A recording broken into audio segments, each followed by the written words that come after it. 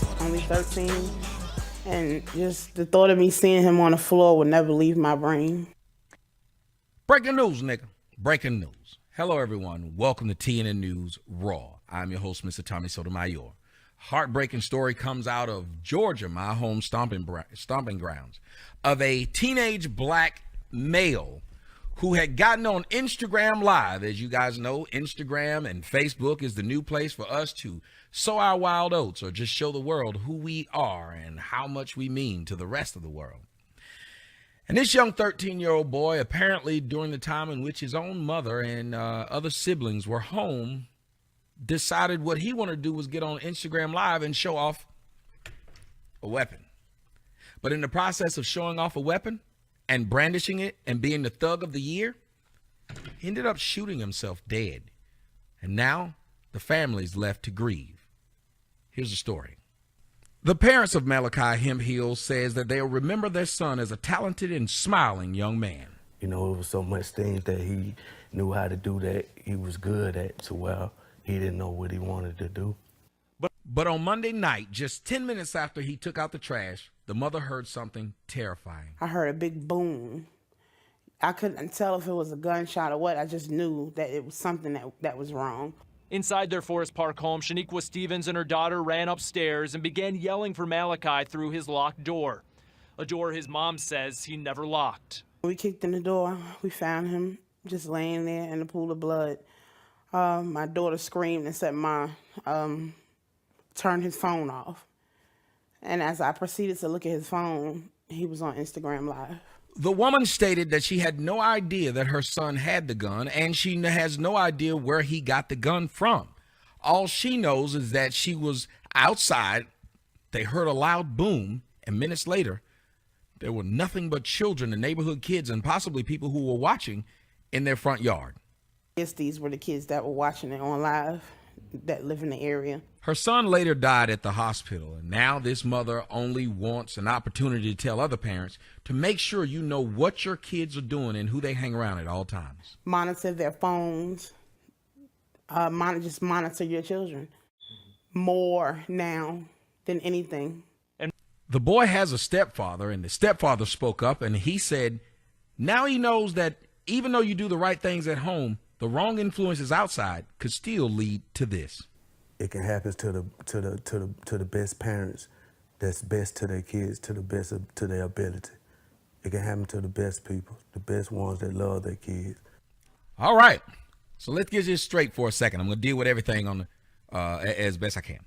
First off, I feel sorry for the young man, but I also know that I have a saying, and you guys have been using it and I've been watching. You play a stupid game, you win a stupid prize. He played a stupid game. The stupid game was to try to look thuggish. Now, why would this boy try to look thuggish? Well, the majority of things that these young black kids do is to try and get young black girlfriends, because doing videos with guns up to your head and throwing up gang signs typically won't attract Asian chicks, white chicks, or anybody else like that, but it will attract you the best young black chicks on the market. So the guys tend to think. Now, let's move on. Since I say you play a stupid game, you win a stupid prize, the stupid prize he won was shooting himself in the head. Now let's deal with the stepdaddy issue. The question is, where's the real dad? The real dad might have died in Vietnam. Who knows? He's not old enough for that to have happened, but let's just throw something out there. If that's not what happened to the real dad, then what happened to him? Now I'm going to play nitpicky because that's kind of what I do, because we got to pay attention to the surroundings that children grow up in, because I think the children kind of reflect the surroundings they grow up in. You watch this house and you say that this woman said that she monitored all of his Facebook stuff. She monitored all of his social media stuff. You had no idea of any of the stuff he had on social media, of the guns and the thug stuff, and you didn't know about any of this, even though you monitored it. Now, I understand how this could happen, and that is true. You monitor stuff, they can get away with it. But then you blame it on a friend, that a friend must have given him the gun. Now, someone you monitor, you don't know how they got it, but you place blame on someone that you don't even know exists. That's one of the things that you get out of black mothers. Black mothers will place blame everywhere else. Here's another thing you guys may have should have recognized. You talk about the type of household. Well, his mother is quite fat.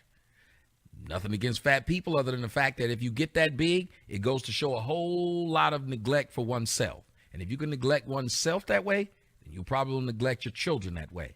Again, I have no idea what type of mother she is. I can only go by what I see. Now, it seems like she did decide to keep a man around the house, but we're not sure how positive an influence this man was, because if you hear how he spoke, you can hear that he does not sound very intelligent. He also sounds like one of those men who possibly are living off of the big chick. The big chick and him look like the number 10 standing beside each other, and he being the one.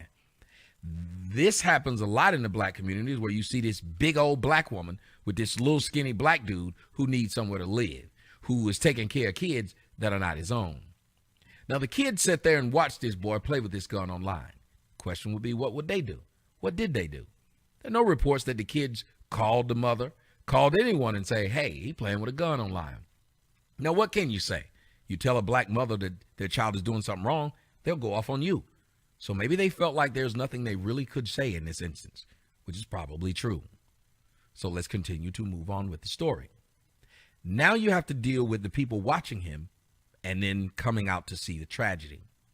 And you're listening to the mom saying she'd like to give good advice to parents. Well, it is good advice to know what your kids are doing. But it's also good advice to tell your kids not to be dumbasses and play with guns.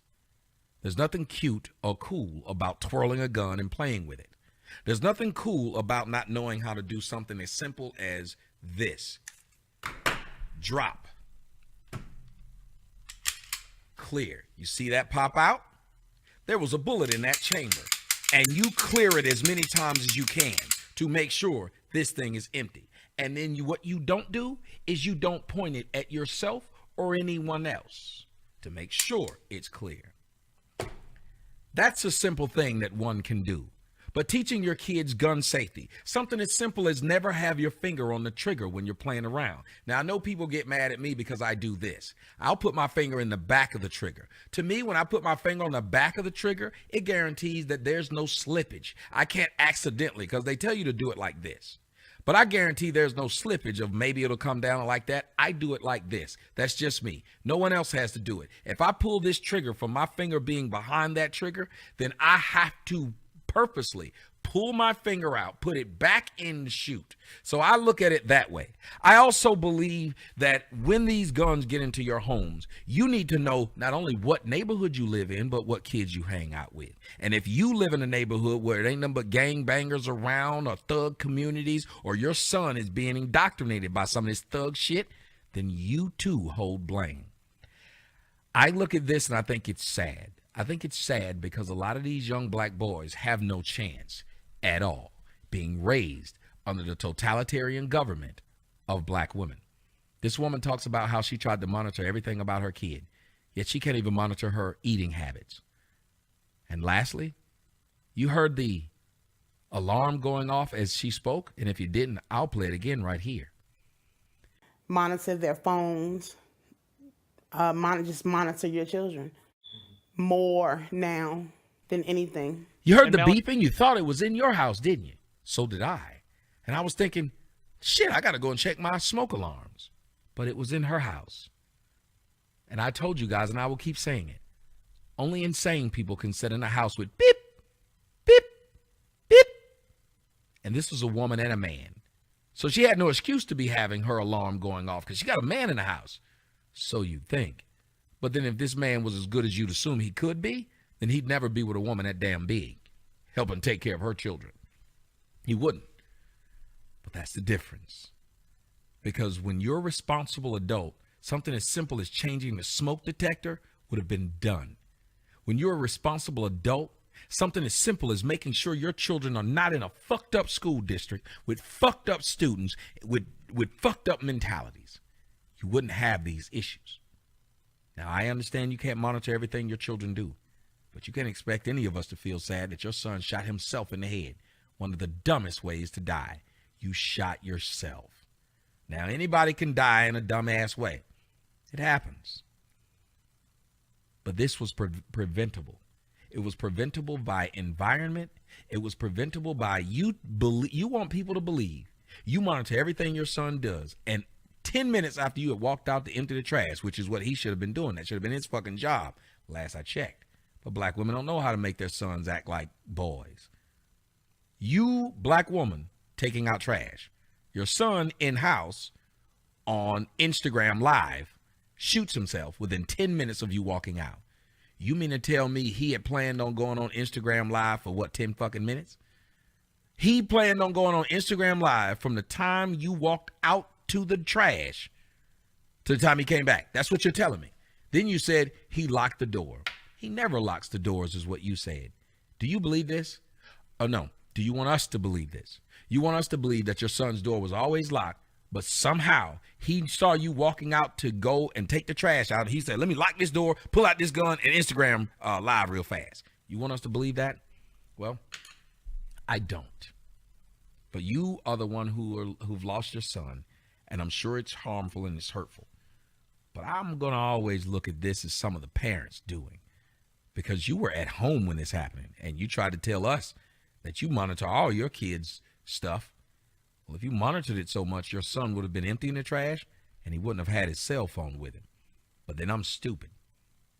I don't know what I'm talking about. Rest in peace, young man.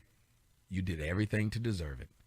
It's sad because many of us young people have done dumb things and we survived it. What we better start telling our children is you're never too young to die.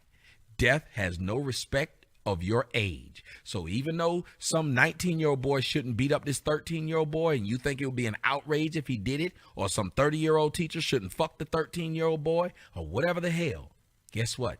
Death doesn't care. So death isn't a teacher. Death isn't an older student. Death isn't a grown man on the block. Death is something that doesn't care how old you are, how weak you are. It will come for you. And if it does, it wins. Do not invite death to your doorstep by doing dumb shit. Too many Negroes in the United States are filming their own damn death because they so wanting to get attention. DNA, just like their mothers are teaching them. And so this is a tragedy that could have been prevented. And in my estimation, because I don't know him or y'all, ain't much of a tragedy at all. Darwinism. You played a stupid game.